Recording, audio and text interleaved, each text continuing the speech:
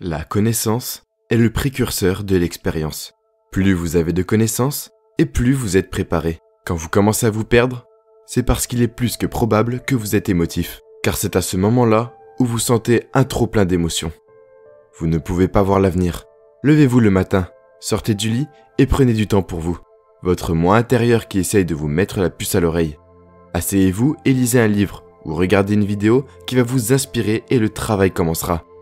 Et si nous ne modifions pas notre cerveau d'une manière ou d'une autre, en le préparant pour l'avenir, nous serons très prévisibles. Le reste de la journée, nous allons être dans notre passé. Pour pouvoir changer, posez-vous déjà une question.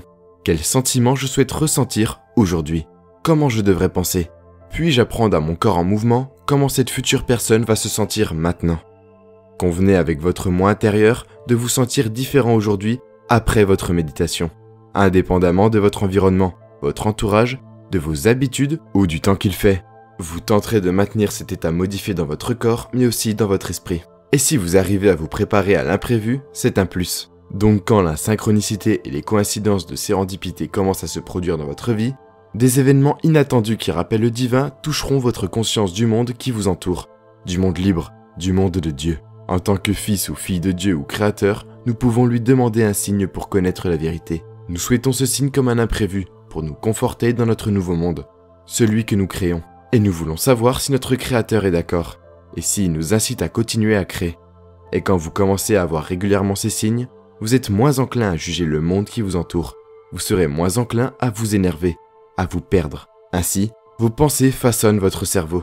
Il n'y a qu'une seule chose que vous voulez faire, c'est de vous donner envie de découvrir de quoi vous êtes capable et jamais plus vous souhaiterez redevenir la personne que vous étiez. Est-ce que ça vaut la peine de faire des efforts? Je pense que oui. Assumez le sentiment du souhait réalisé. Vous devez supposer que vous êtes déjà à ce que vous voulez être et vivre par la foi en cette supposition. Faites de votre rêve futur un fait présent en assumant le sentiment du souhait réalisé.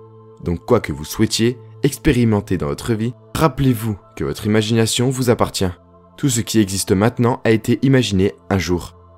Dites-nous ce que vous en pensez dans les commentaires. Donc par conséquent, tout ce qui va exister doit d'abord être imaginé. Henri David Thoreau avait probablement la meilleure définition du succès que j'ai jamais entendue. Il a dit que si vous avancez avec confiance dans la direction de vos propres rêves et que vous vous efforcez de vivre la vie que vous avez imaginée, vous rencontrerez un succès inattendu aux heures ordinaires. Celui-ci vous poursuivra. Si vous pouvez placer dans votre imagination ce que vous aimeriez attirer et commencer à le sentir, car une fois que vous vous sentez être, vous êtes et on vous donne ce que vous êtes. Alors assumez le sentiment qui serait le vôtre. Êtes-vous déjà en possession de votre souhait? Et votre souhait doit être réalisé? Alors vivez dans le sentiment d'être celui que vous voulez être et que vous serez. Chaque sentiment fait une impression subconsciente. Et à moins qu'il ne soit pas contrecarré par un sentiment plus puissant de nature opposée, il faut l'exprimer. Vos sentiments sont différents de vos pensées. Vos sentiments sont ce que vous vivez dans votre corps. La dominance des vrais sentiments est celle qui est exprimée. Chaque sentiment que vous éprouvez fait une impression subconsciente sur votre corps et sur votre conscience. Vous devez maintenant comprendre votre esprit subconscient. Votre esprit subconscient dirige votre vie. Entre 96 et 97% de votre activité est le résultat de votre subconscient. Et quand votre subconscient est programmé, il va de l'avant et répond à tout ce que votre esprit conscient demande. Votre esprit subconscient est le plus influencé par vos sentiments. Un changement de sentiment est un changement de destin. Maintenant, il suffit de s'entraîner à mettre dans votre subconscient l'hypothèse du sentiment de ce que vous voudriez attirer dans votre vie comme si cela existait déjà et commencer à le sentir. Pas seulement à le penser, mais à le ressentir. Si vous persistez à assumer ce que vous aimeriez devenir jusqu'à ce qu'il devienne votre sentiment dominant, la réalisation de votre idéal est absolument inévitable. Vous devez d'abord assumer le sentiment d'un souhait réalisé dans tous les aspects de votre vie. Qu'est-ce que ça fait d'être prospère? Qu'est-ce que ça fait d'être content? Qu'est-ce que ça fait d'être bien? Vous devez commencer à rééduquer votre subconscient et votre esprit conscient. Il répond à ce que vous lui suggérez. Maintenant, la chose intrigante à propos de votre subconscient, votre esprit habituel, c'est qu'il ne peut pas faire la distinction entre ce que vous ressentez à cause de ce que vous avez placé dans votre imagination et ce que vous vivez chaque jour dans votre vie. Si vous vous sentez malheureux, déprimé, misérable, triste, peu importe. Dans ce cas, votre subconscient dira « Oh, donc c'est ça que vous voulez attirer dans votre vie ?» Dans ce cas, le subconscient universel par lequel nous sommes tous connectés que nous avons appelé la source créative de l'univers, est l'esprit divin, le créateur, votre entité supérieure, va commencer à vous offrir des expériences qui correspondent à ce que vous ressentez. Donc votre corps répond à ce que vous avez placé dans votre subconscient. Vous devez le réentraîner. Si je programme dans mon subconscient des sentiments pour moi, je ne peux rien faire pour ma vie. Les autres sont responsables de la raison pour laquelle je ne peux pas être heureux et en bonne santé et ainsi de suite. Si je peux vivre avec ce genre de conscience à l'intérieur de moi, vous vous promenez en ressentant tout le temps vos sentiments ainsi, cela créant le destin que vous voulez. Si vous persistez dans cette hypothèse jusqu'à ce qu'elle devienne votre sentiment dominant, la réalisation de votre idéal est absolument inévitable. Et quel est le sentiment primordial que vous voulez avoir pour avoir un sentiment d'amour? L'amour est le sentiment que vous devez assumer. Votre imagination est capable de faire tout ce que vous demandez tant que vous êtes concentré. Alors quel type d'attention portez-vous à vos désirs? Il existe deux sortes d'attention selon le niveau. L'attention subjective et l'attention objective. L'attention subjective est différente de l'attention objective. Vous voulez utiliser l'attention subjective, pas l'attention objective. Il y a une énorme différence entre l'attention dirigée objectivement et l'attention dirigée subjectivement. Et la capacité de changer votre avenir dépend de cette dernière.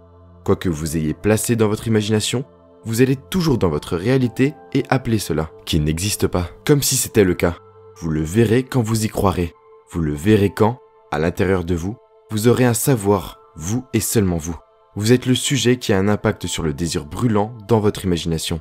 Vous vivez et ressentez comme si vos rêves futurs étaient un fait présent.